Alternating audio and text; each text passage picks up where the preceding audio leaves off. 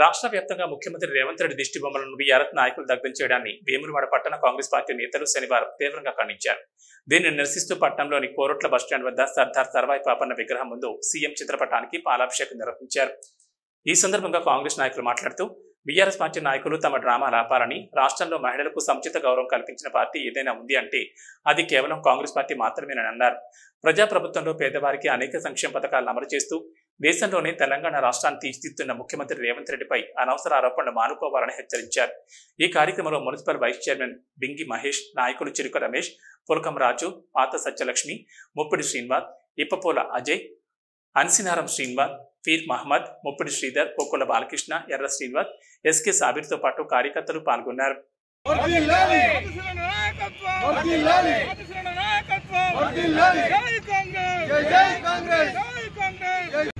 మరి 9 ఏళ్లుగా అధికారంలో ఉన్నటువంటి మరి టీఆర్ఎస్ ప్రభుత్వం మహిళలకు ఏనాడు కూడా గౌరవం ఇవ్వనటువంటి కేటీఆర్ ప్రభుత్వం మరి ఈనాడు మహిళల కోసం మాట్లాడుతూ ఉన్నాడు.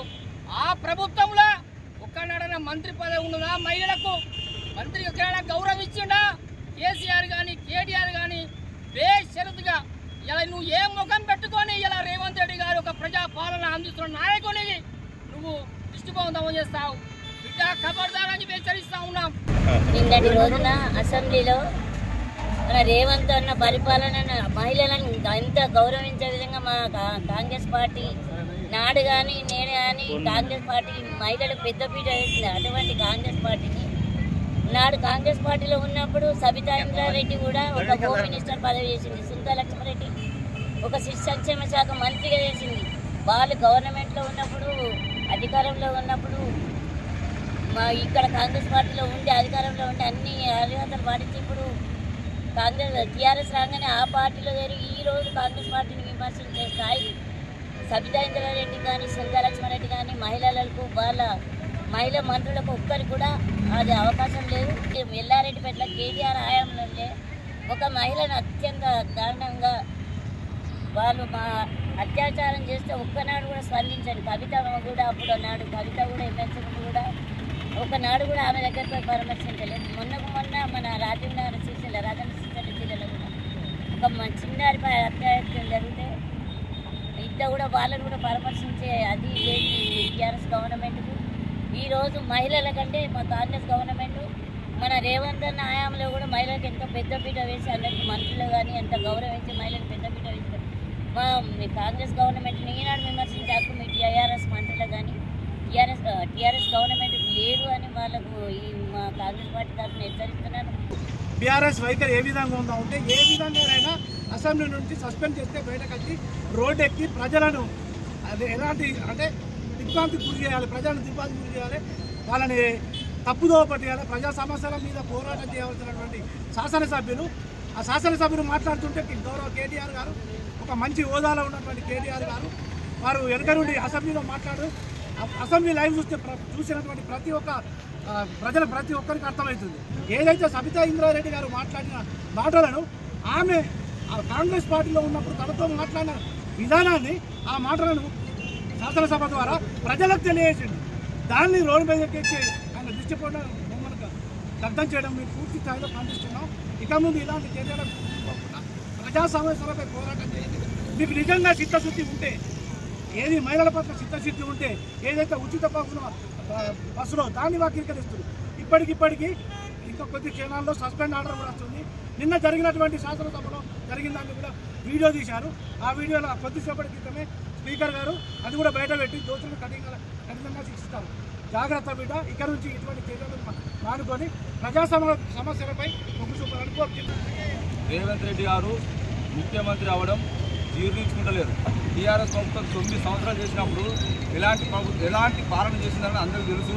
ఒక్క మహిళకైనా గౌరవం ఇచ్చిందా? ఈరోజు ఈ ప్రభుత్వంలో 4 మహిళలు ఉన్నారు, వాళ్ళందరికీ ఇచ్చింది. అదేవిధంగా నిన్న అసెంబ్లీలో సబితా ఇంద్రారెడ్డి గారు ఫస్ట్ ముందు మాట్లాడింది సబితా ఇంద్రారెడ్డి గారు, తర్వాత రేవంత్ రెడ్డి గారు. మన ఇద్దరి మధ్య జరిగిన విషయాలు ఇక్కడ మీరు బయట పెట్టారు కాబట్టి నేను కూడా మొత్తం గుర్తుగా చెప్తానని చెప్పడం జరిగింది. రాష్ట్ర బడ్జెట్ అప్పుడు కానీ నిన్న ఎస్సీ ఎస్టీ వర్గీకరణ సుప్రీంకోర్టు తీర్పిచ్చింది. దానికోసం వాళ్ళకి ఎన్నిసార్లు చంద్రబాబు గారు కావచ్చు, రేవంత్ రెడ్డి గారు కావచ్చు, బట్టి విక్రమార్క కావచ్చు ఈ ఎస్సీ ఎస్టీ వర్గీకరణ గురించి సమయం తీసుకొని విచారణ చేయండి, మీరు విచారించండి, మాతో ఆ సమాలోచన చేయాలని మాకు సూచన చేయాలని ఎన్నిసార్లు చెప్పినా చెప్పకుండా కావాలని తొండి పెట్టి అసెంబ్లీని కల్లర్గలు చేయాలి. వీళ్ళు చేస్తున్న ఈ మంచి బడ్జెట్ కావచ్చు, ఈ సూచనలు కావచ్చు మనం చేయకుండా అడ్డుకోవాలనే ఉద్దేశంతో ఈ సబితా మహిళను అడ్డుపెట్టుకొని కార్యక్రమం చేయడం సిగ్గుచేటు. సంక్షేమ పథకాలు కావచ్చు, అభివృద్ధి పథకాలు కావచ్చు, ఈ ప్రజలకు అందాలని ఒక మంచి సదుద్దేశంతో రేవంత్ రెడ్డి గారు విజన్తో ముందుకెళ్తున్నారు. ఇక్కడ మా ఎమ్మెల్యే శ్రీనివాస్ గారు కూడా ముందుకెళ్తున్నారు. వారి ఆధ్వర్యంలో కాంగ్రెస్ పార్టీలో ఈ తెలంగాణ ప్రజలకు న్యాయం జరుగుతుందని మేము భావిస్తున్నాము. అజీర్ణంతో ఉన్నటువంటి టీఆర్ఎస్ పార్టీ మరి ఏదైతే రేవంత్ రెడ్డి గారు చేసిన సంక్షేమాన్ని జీర్ణించుకోలేక మరి ఈ యొక్క గత 8 నెలల్లో మరి అనేక సంక్షేమ పథకాలు చేపట్టి మరి పేద ప్రజలకే అంతే పథకాలు చేపట్టినటువంటి కాంగ్రెస్ పార్టీ మరి ఆ పార్టీని ఇంకా రాబోయే రోజుల్లో సంక్షేమాన్ని వారు జీర్ణించుకోలేకనే మరి అసెంబ్లీలో వారు ప్రవర్తించే ప్రతి ఒక్కదాన్ని కూడా బయట ప్రజలు గమనిస్తున్నారు. దళిత లోక్సభ అధ్యక్షుని తినలేకనే ఈరోజు కేసీఆర్ గారు మరి అసెంబ్లీకి రాలేకపోతున్నారు.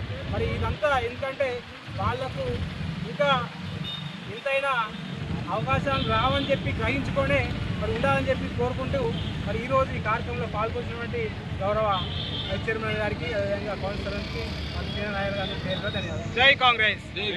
రేవంత్ రెడ్డి గారు వ్యాఖ్యలు చేసిరని ఈ టీఆర్ఎస్ ప్రభుత్వము ఏదో అన్ని నిందలు పెట్టుకుంటా ఈ టీఆర్ఎస్ వాళ్ళు అధికారంలో ఉన్నప్పుడు అదే సబితా ఇంద్రారెడ్డిని వాళ్ళు తిట్టిన మాటలు వాళ్ళు గుర్తు చేసుకోవాలి. ఇలా అక్కలు అని మాట్లాడిన రేవంత్ రెడ్డిని ఇలా మహిళా పక్షవాతి ఇలా రేవంత్ రెడ్డి అయినా అని వీళ్ళు లేనితోటి గుర్తించి ఏదో జిస్టి బొమ్మలు తగలబెట్టుకున్నాడు.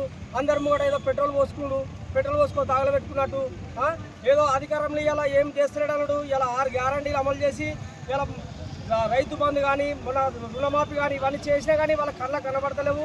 రేవంత్ రెడ్డి ప్రభుత్వం ఇలా 8 నెలల్లో ఎన్ని చేసిరో చూడాలి. ఏం చేయలేదని అనడానికి వాళ్ళకు కొద్దిగా సిగ్గు అనిపిస్తలేదు. వాళ్ళకు ఈ దిష్టి బొమ్మలు తగలబెట్టు సుధా మేము సహించము. మళ్ళీసారి చేస్తే సుధా మేము సుధా వాళ్ళ దిష్టి బొమ్మలే కాదు, మేము ఇంకా పెట్రోల్ పోసు కాదు, మేము నీళ్ళు పోసుదా కాలబెడతాం వాళ్ళని. అందుకోసం మేము మళ్ళీసారి చేయొద్దు. మళ్ళీసారి ఇట్లాంటి పనులు చేస్తే మేము సహించమని హెచ్చరిస్తున్నాము. అదేవిధంగా ఇవాళ మా కాంగ్రెస్ కార్యకర్తలకు, మా కాంగ్రెస్లకు అందరికీ నాకు ధన్యవాదాలు తెలుపుకుంటూ